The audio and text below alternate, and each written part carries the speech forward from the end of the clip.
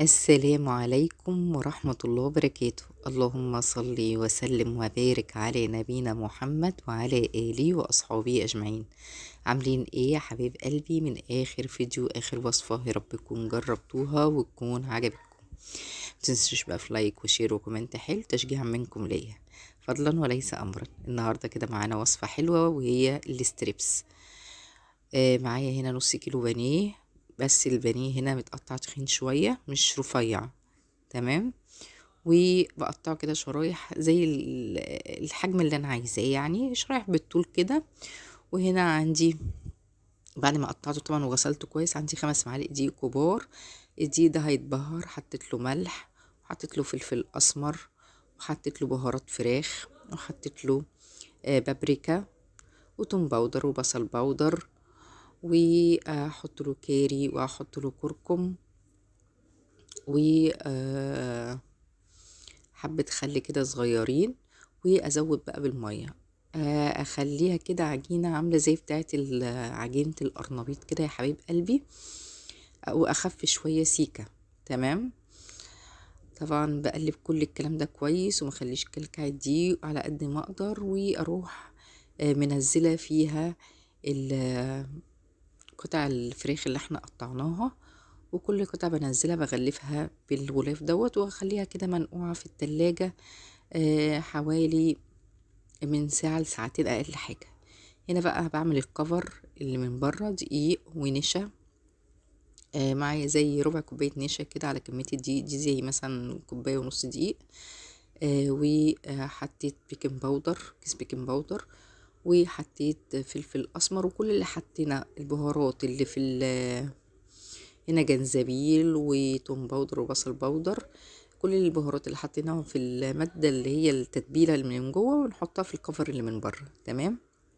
واقلب كل الكلام دوت مع دي حتى لو كمية كبيرة معاكي انخليها بعد ما تخلصي وشيليها في كيس في التلاجة، هتنفعك في الوصفة لو حابة تعمليها تاني.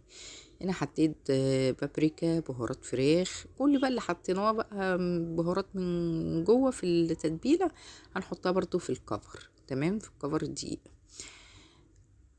طبعا بحضرها عقبال ما ايه التتبيلة كده ايه الفراخ تشرب من التتبيلة اللي انا كنت عاملاها اهو، كاري وكركم برضو كل البهارات.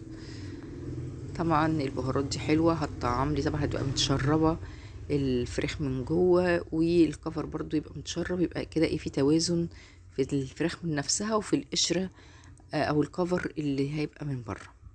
اهو انا زودتها حبة مية للتتبيلة عشان حسيتها تقيلة شوية فزودتها. بصوا بحطها كده بعفرها بالدقيق وارجع تاني احطها في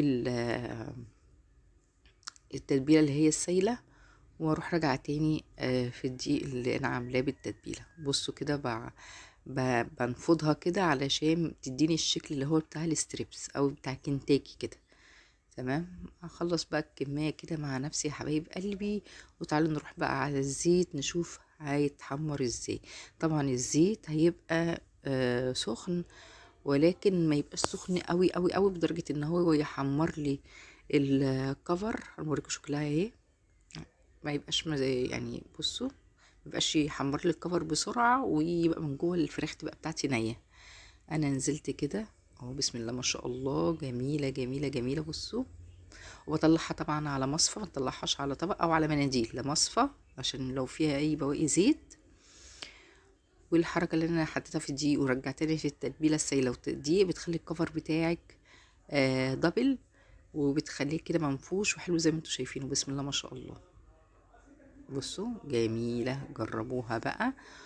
وانا كنت هنا عامله بقى جنب منها كده ايه حبه مكرونه كده سباكيتي بالزيت والزبده، وعملت جنب منها صلصه كده بالثومه، وجنب منها الستريبس، واعمليها وجربيها بألف هنا وشفا، ومع السلامة والسلام عليكم.